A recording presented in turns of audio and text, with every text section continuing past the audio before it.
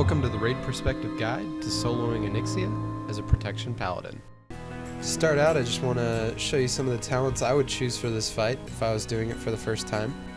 The talents I've highlighted in yellow make this fight significantly shorter during the air phase on Onyxia.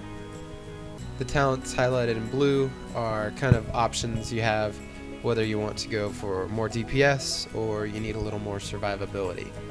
And of course the talents highlighted in green I'd just always choose. For glyphs, again, I'm just going to want to focus on the abilities that are going to get Onyxia to the ground as quickly as possible. If you're worried about survival, you can always put Word of Glory in instead of Shield of the Righteous. And Glyph of Holy Wrath is always really sweet for all the Dragonkins that are in the fight.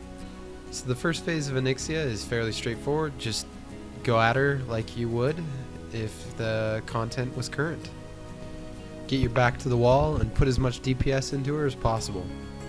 The only special buff that you'll see that I have up is a prismatic elixir.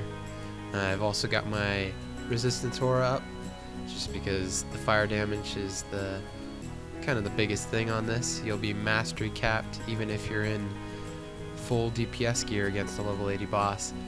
As far as gearing for the fight, I use as much DPS gear as possible. The exceptions would be the weapons, and I also use a 2-piece prop from tier 13 because that'll give you a slight shield. Just helps so you don't have to Word of Glory as much and you can keep Seal of Truth up more. Onyxia is not going to go in the air until she reaches about 66% health. So I'm just going to double time this section of the fight and point out one key aspect of making it much quicker. I'm constantly switching between two seals throughout the fight. Seal of Truth is going to increase my damage, while Seal of Insight is going to heal me up. I keep the Seal of Truth dot ticking as much as possible. Whenever it's about to run off, I'll switch to Seal of Truth, get a hit off, and then switch back to Seal of Insight. Remember, Seal of Truth is only going to help you kill the boss quicker, so if you're worried about your health, just keep it on Seal of Insight till things are okay. As you reach that 66% mark on Onyxia's health, she's going to go into phase 2. You're going to want to make sure that you keep your Seal of Truth up to 5 stacks before she lifts off. At this point in the fight, you're going to want to try and maintain your Seal of Truth dot on Onyxia. And pretty much the only direct damage you're going to have is through your Avenger's Shield and Judgment. This is key because those two abilities are going to be the two abilities that refresh your dot on Seal of Truth. This is one of the reasons that the Focus Shield glyph is so powerful. It turns your Avenger's Shield into a single target ability, allowing Seal of Truth to refresh. Without the glyph, it won't refresh Seal of Truth. When Onyxia takes off in phase 2, you'll have a ton of whelps to deal with. This makes keeping the dot uptime on Onyxia much less important while you're taking care of the whelps. Instead, you'll want to get your Inquisition up and AoE them down as quickly as possible so you can once again focus on Onyxia the whole time. The big adds that come through periodically aren't a big deal and they don't do too much damage to you, but you'll want to make sure you take care of them so that you won't get several of them stacked up.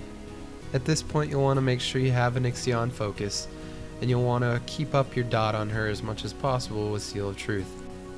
It helps to have modifier keys for your focus target, unlike I had in this video, so you don't actually have to target her. Phase 3 will start when Onyxia is at about 42% health. So really this phase is a balancing act between doing damage on Onyxia and keeping yourself alive. Really, if you wanted to, you could leave it on Seal of Insight and never really worry about dying, but that would make phase 2 really long. You'd probably have a 40-minute fight instead of a 10-minute fight, and nobody wants that. I mean, if you're coming in here to farm the mount, might as well do it quick. With such a long fight, it's very disheartening not to get the mount, so increasing the rate at which you kill this boss will definitely make it more realistic to farm. Going into phase 3, make sure you pop cooldown because you might have some guardians up. Don't get yourself killed like I nearly did here. Just be aware that those spheres are going to hurt you a lot because you're not going to be hitting, not going to be regenerating health, So don't catch yourself in a situation where you're really low health and you get feared and then you get killed and you just wasted 7 or 8 minutes fighting this boss. But if you stick to that, really, this fight's extremely simple, level 85 with some decent gear as prot. I hope you found this video guide helpful. Be sure to check out some of my other guides if you like this one, and stay tuned for more raid perspective guides in the future.